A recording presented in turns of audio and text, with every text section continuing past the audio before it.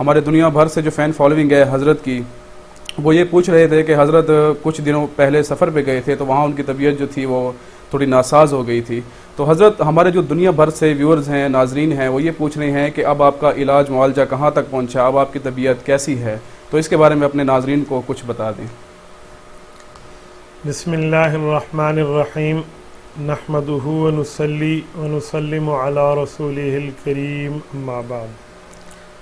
سب سے پہلے تو ہر اس شخص کا شکریہ جس نے میرے لیے دعائے خیر کے چند کلمات کہے، یا جنہوں نے میرے لیے نوافل پڑھے، اللہ پاک سے دعائیں کی ہیں۔ اللہ پاک آپ تمام حضرات کو اپنی شایان شان اجر جزیل عطا فرمائے۔ اللہ کا کرم ہے کہ اللہ پاک نے آج اس قابل فرما دیا ہے کہ میں آپ کے سامنے بیٹھ کے چند کلمات کہہ رہا ہوں۔ یہ بیماری کی ترتیب اصل میں شروع ہوئی تھی 25ویں روزے کے لگ بھگ۔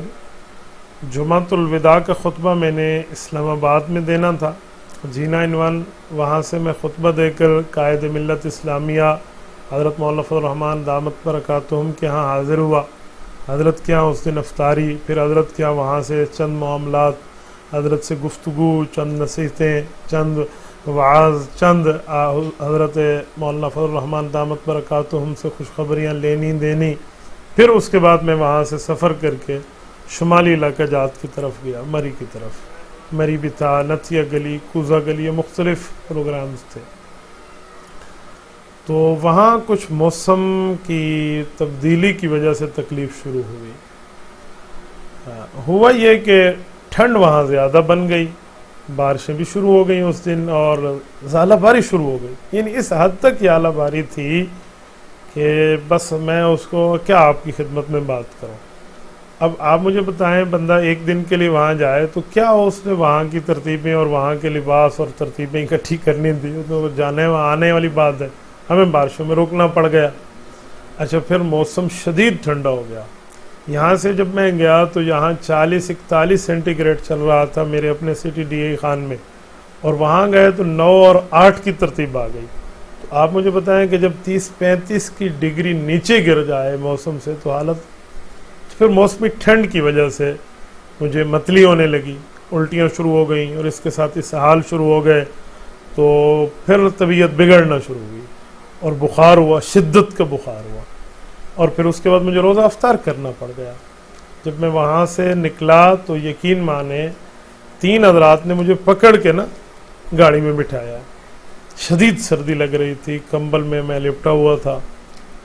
تو اللہ پاک سے تو میں نے اس وقت مانگ لیا، میں نے کہا میرے مولا اگر وقت آخر ہے تو مجھے اپنی رضا والا تعلق عطا فرما، ہمارے گناہوں کو معاف فرما، اور اے اللہ ہمارے اوپر کرم اور فضل کا معاملہ فرما، یا خفی اللطف ادرکنا بلطفک الخفی۔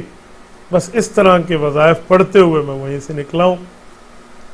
اس کے بعد میں آیا ہوں، الحمدللہ اس کا علاج بھی کیا ہے۔ ہمارے بہت قابل، ہمارے محترم، ہمارے مخدوم حضرت مولانا محمد طاہر عالم دامت برکاتہم، جو علم میں بھی ماشاءاللہ اللہ پاک نے ان کو بڑا رتبہ عطا فرمایا ہے، صحیح بخاری کی تدریس فرماتے ہیں اپنے مدرسہ جامعہ فاروقیہ شیخ پورہ کے محتمم بھی ہیں، اور رب نے ان کو حکمت سے بھی نوازا ہے۔ اللہ پاک نے ان کے دل میں ڈالا، ان کے ذریعے سے جو علاج ہوا، یقین مانیے رب العزت نے دوبارہ اپنے پاؤں پہ کھڑا فرما دیا۔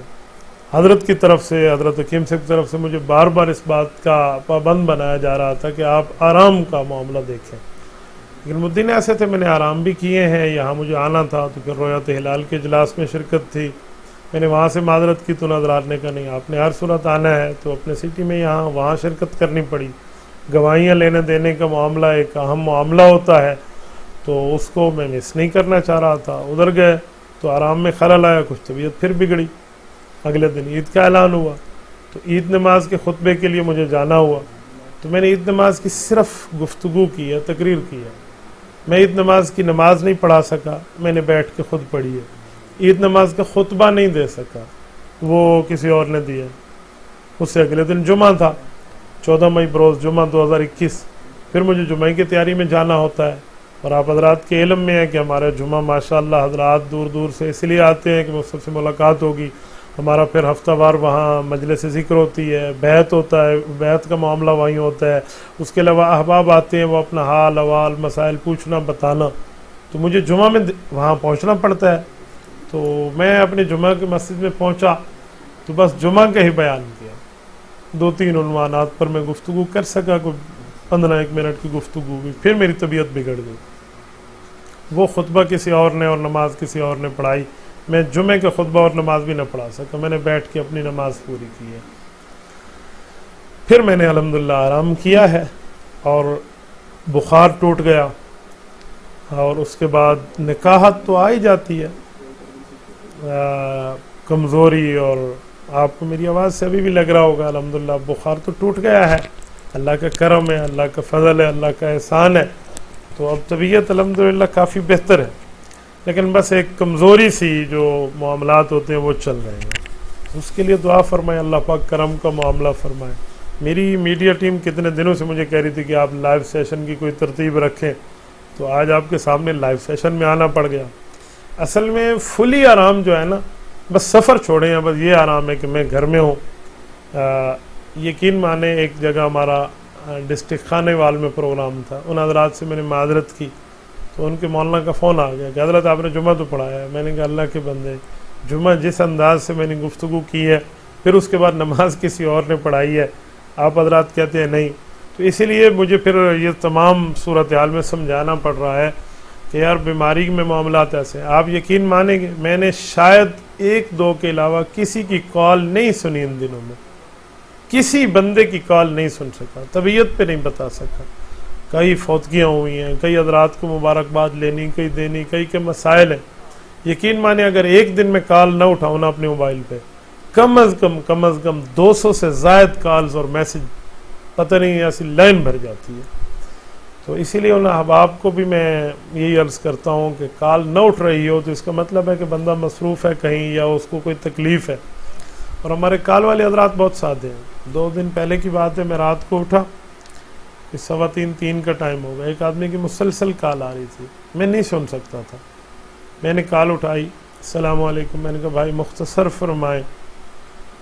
کہنے لگے میں نے خواب دیکھا ہے، میں خواب میں ہل رہا تھا، اس کی تعبیر بتا دیں. میں نے کہا خدا کے بندے، یہ اتنا ضروری تھوڑی خواب ہے، میں نے تو سمجھا تجھے کوئی زیارت ہوئی ہے اس ٹائم، میں نے تبھی تیرا خواب سنا. ان مسائل کے لیے بھی رات 3 بجے آپ دوسرے کو جو ہے نا معاملات میں ڈالتے ہیں. بھائی کسی عالم کے پاس چلے جائیے، آپ صحیح جگہ بیٹھے ہیں، آپ کسی عالم کے پاس چلے جائیے، وہ آپ کو وہیں سمجھا دے گا. تو اس طرح کی پھر میں کالز بھی نہیں سنتا. تو پھر لوگ کیا سے کیا کہتے ہیں جی.